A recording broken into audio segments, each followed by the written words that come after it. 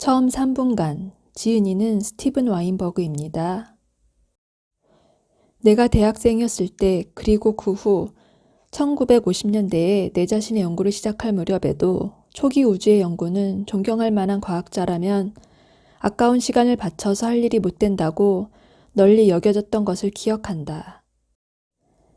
이런 판단이 당시에는 무리한 것도 아니었다. 대부분의 현대 물리학과 천문학의 역사를 통해 초기 우주의 역사를 세울 적당한 관측적 그리고 이론적 기초가 아예 없었던 것이다. 우리는 처음 3분 동안의 우주 진화의 과정을 추적할 준비가 되었다. 사건들은 처음에 훨씬 더 빨리 진행되기에 보통 영화처럼 등시간 간격으로 나누어진 그림들을 보여주는 것은 유익하지 않을 것이다. 그 대신 나는 우리 필름의 속력을 강화하는 우주의 온도에 맞출 것이며 온도가 약 3의 인수만큼 떨어질 때마다 카메라를 정지시켜 사진을 찍겠다. 첫 번째 화면, 우주의 온도는 1000억 도이다. 우주는 물질과 복사로 채워졌고 이들의 각 입자는 다른 입자들과 아주 빈번히 충돌한다.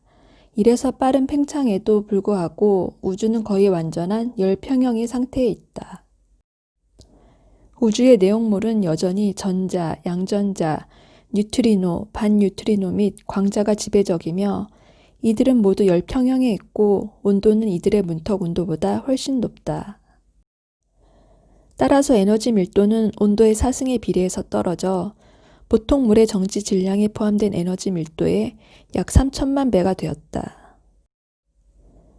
팽창 속도는 온도의 제곱에 비례해서 떨어졌으므로 우주의 특성 팽창 시간은 이제 약 0.2초로 길어졌다. 세 번째 화면, 우주의 온도는 100억 도이다. 첫 번째 화면 이후 1.09초가 지났다. 이 무렵에는 밀도와 온도의 감소가 뉴트리노와 반뉴트리노의 평균 자유시간을 많이 증가시켰기 때문에 이들은 자유입자처럼 열평형에 있지도 않다. 이제부터 뉴트리노와 반뉴트리노는 그들의 에너지가 계속해서 우주 중력장의 원천의 일부를 제공하는 것밖에는 우리 이야기에서 아무런 적극적 역할도 하지 않을 것이다. 네 번째 화면, 우주의 온도는 이제 30억 도이다. 첫 번째 화면 이후 13.82초가 경과했다. 우주의 온도가 전자와 양전자에 대한 문턱 온도를 내려섰기 때문에 이들이 지금까지는 우주의 중요한 요소였지만 이제는 급속히 소멸되기 시작하고 있다. 이들의 소멸에서 풀려나온 에너지는 우주의 냉각 속도를 늦추어 그 결과 이 여분의 열을 조금도 얻지 못한 뉴트리노는 전자, 양전자, 그리고 광자들보다 이제 8% 더 차다.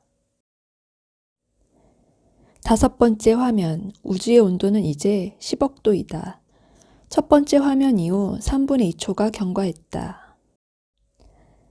전자와 양전자는 대부분 사라졌으며 우주의 주성분은 이제 광자, 뉴트리노, 그리고 반뉴트리노이다.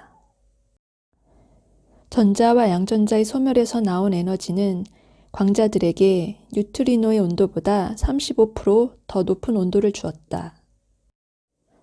우주는 이제 보통 헬륨은 물론 트리튬과 헬륨3도 뭉쳐 있을 수 있을 만큼 식었다. 중수소 핵은 충분히 오래 뭉쳐 있지 못해 상당한 수의 더 무거운 핵들이 형성될 수 없다. 양성자와 중성자가 전자, 뉴트리노, 그리고 이들의 반입자들과 충돌하는 것은 이제 그쳤다. 그러나 자유중성자의 붕괴가 중요성을 띠기 시작한다. 100초마다 남아있는 중성자의 10%는 양성자로 붕괴할 것이다. 초기 우주에 관한 표준 모델에 가능한 가장 극적인 확인은 뉴트리노 배경의 검증이 줄 것이다. 우리는 뉴트리노 온도에 대한 확고한 예측을 할 수 있다. 곧 이 온도는 광자 온도의 71.38% 혹은 바로 약 절대온도 2도이다. 뉴트리노 수와 에너지 밀도에 관해서 단 한 가지 심각한 이론적 불확실성은 우리가 가정해 오고 있는 것처럼 렙톤수 밀도가 작은가 하는 의문이다. 틀림없이 우주는 얼마 동안 계속해서 팽창할 것이다. 그 후의 운명에 대해 표준 모델은 양의적 예언을 준다. 곧 모든 것이 우주의 밀도가 일정한 임계값보다 더 크냐 작으냐에 달려있다.